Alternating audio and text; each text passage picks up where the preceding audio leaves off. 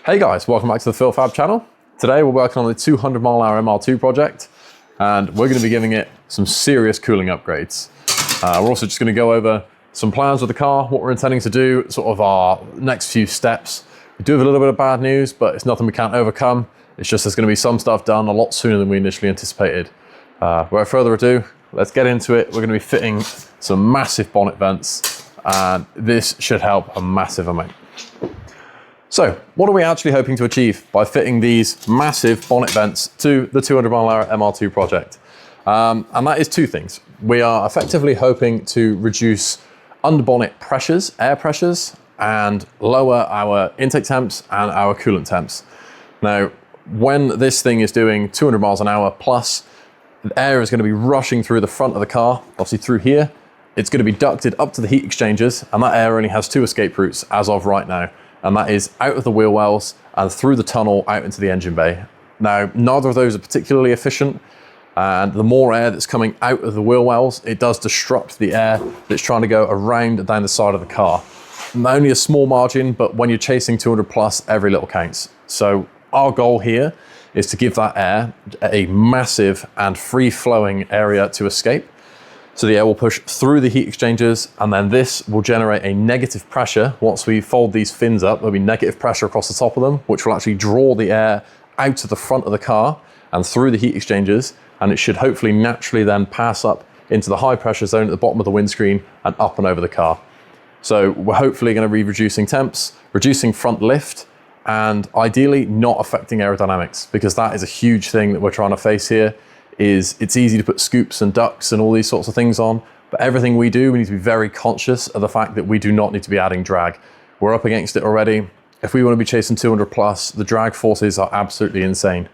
So that's the goal. Without further ado, let's start masking up, get a template, and let's start cutting into her.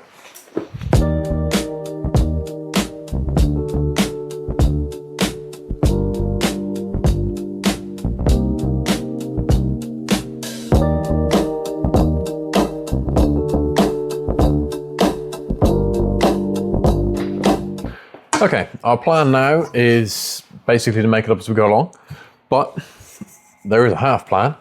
We're going to eyeball this into a decent place, and we're going to do that off of this inner body line in here. We're effectively just going to space this section here equidistance to this body line from the inside, top and bottom. I'm just going to drill two holes, maybe one here and one in the corner. What that will allow us to do is run and grab them to go on the underside. Obviously this vent goes on top, and then these here go on the underside just as a little bit of support. So they go under here like this, and then the vent will go on top. What it allows us to do is when we drill two holes from underneath, it means that we can then chuck the bonnet down, and then using this piece here as a template, we can drill all the rest of the holes. And then once all of our holes are drilled, we'll do that with the bonnet still complete, because it helps a bit of rigidity. Once all the holes are drilled, we can then mark around the inside of this, cut it out with a grinder, and then lick a paint, and she's ready, once that's dry, to pop rivet in. And that is a huge mod that's really quite simply done there. So I'll stick on another time lapse, and we will get those two marked out and then drill all the holes.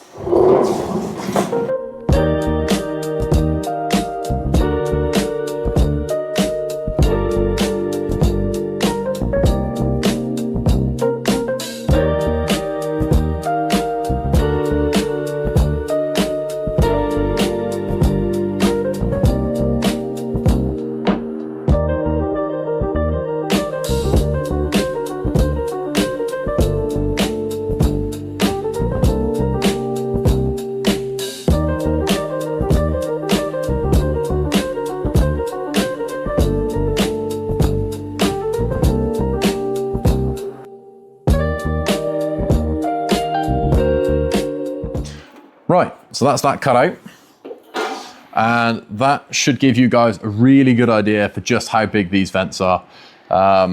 So this will sit in here just like that, And then the ring I showed you earlier on just goes underneath, and then you pop rivet them together, and that is that done. Obviously this one needs a lick of paint first, but we'll just do that off camera. So just to give you guys a bit more of an idea of what we're doing here, what we're trying to achieve. These vents are pre-laser cut, as you can see. They are cut out ready with little tabs, which is where they pivot. Now, I've adjusted these two, and just to give you guys a better idea of how these work, if you don't know, is as the air comes along this, it will sort of ripple like that across the tops of all of these fins. I've obviously only bent up 2 for now. But as they do, you get an area of low pressure just on the trailing edge of each fin.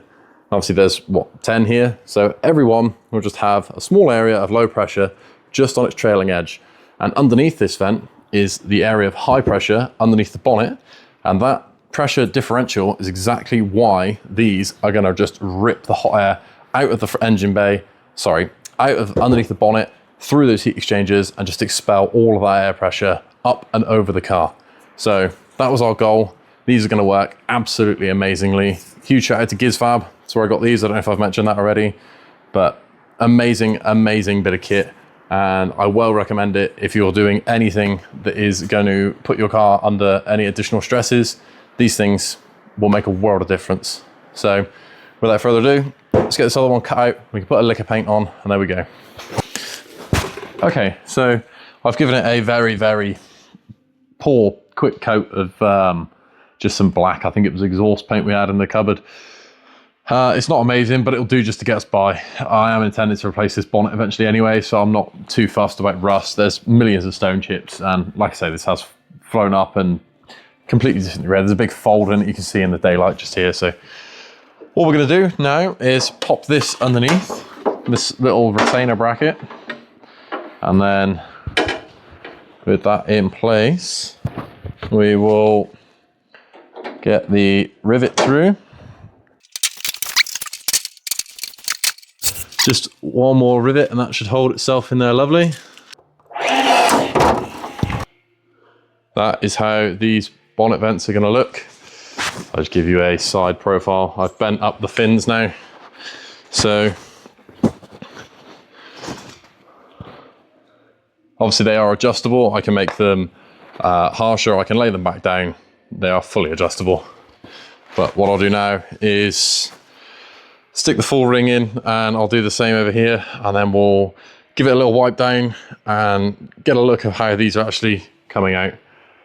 I'm really, really happy with these. I actually think they fit the car better than I thought they were going to, yeah, I thought they looked a bit big at first, but seeing them on the car, I'm really, really happy with them. And I know for certain they're gonna do an absolutely amazing job of why we're fitting them. So, perfect. Let's get these fitted.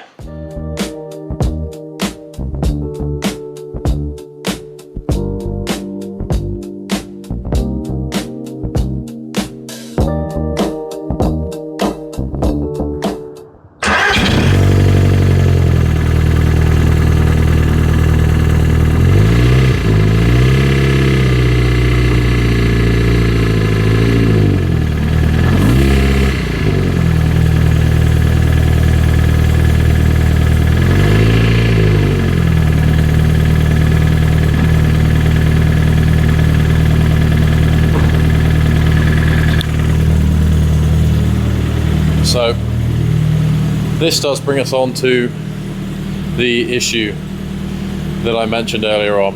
I don't know if that came through on the mic, but unfortunately I was out dialing in some fuel trims the other night, and yeah, it started knocking. Whether it was anything I did with fuel trims or not, I honestly don't know, but it is what it is. So as much as it's annoying and it is a setback, we were always planning to build an engine for this thing anyway, so it's just happening sooner. I've ordered rods, bearings, I've already got cams, I've got a big port head, I've got the fuel system, I've got everything else I need. So yeah, I didn't intend to do this until the new year. I wanted to try and get the ducting and the aero and all of this sort of stuff done before I went and built the engine, but it is what it is. We just got to roll with the punches on this thing. I don't doubt this is going to be just one of many, many issues we encounter. But so this is sort of what we're working with.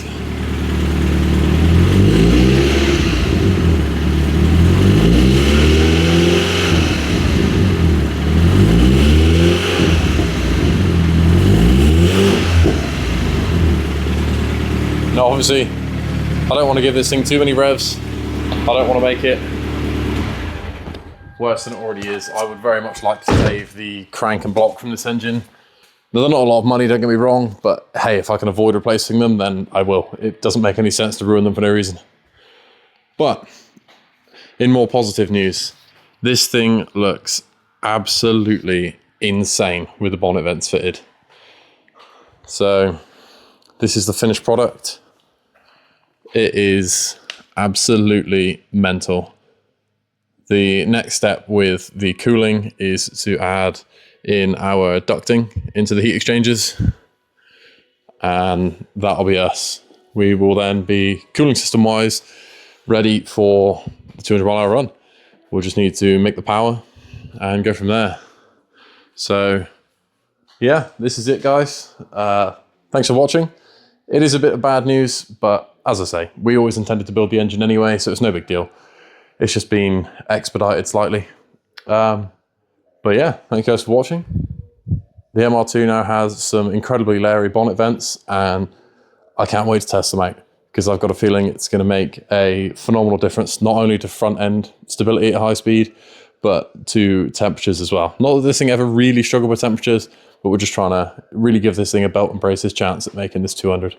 So cheers for watching, guys. I'll catch you next time.